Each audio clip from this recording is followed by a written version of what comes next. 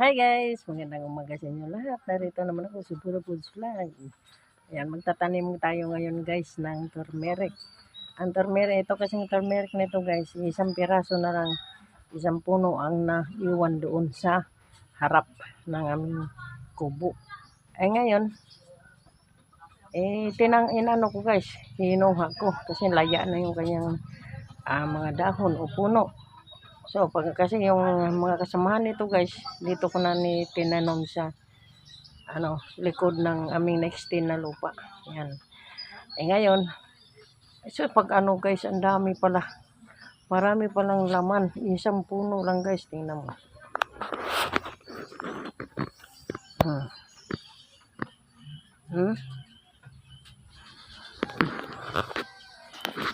Yan. Yan yung lahin turmeric na yan guys. Yan yung mga tanim ko doon sa Cavite. At dinala ko dito. Bago ko bininta yung aming lupa, ang maliit na taniman, ay inano ko dito guys, yung narvest ko yung turmeric namin doon. Kaya, ito na siya guys. Ito, marami ito guys eh.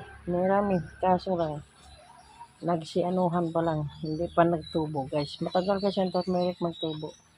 Ngayon, itatanim natin siya. Mag-iwan lang tayo ng kaunti para sa ating pang-araw-araw nga gagawin natin tsaa guys.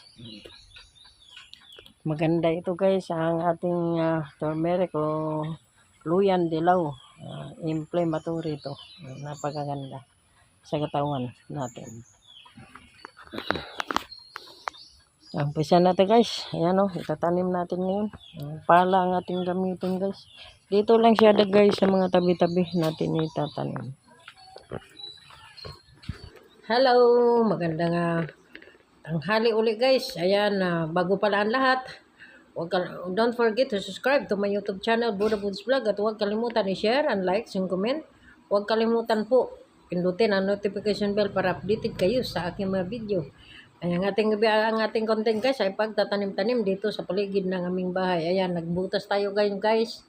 Hinukay natin ang ating tataniman, ng ating turmeric nga ating nakuha. Ng isang puno lang guys doon sa may harap ng aking kubo.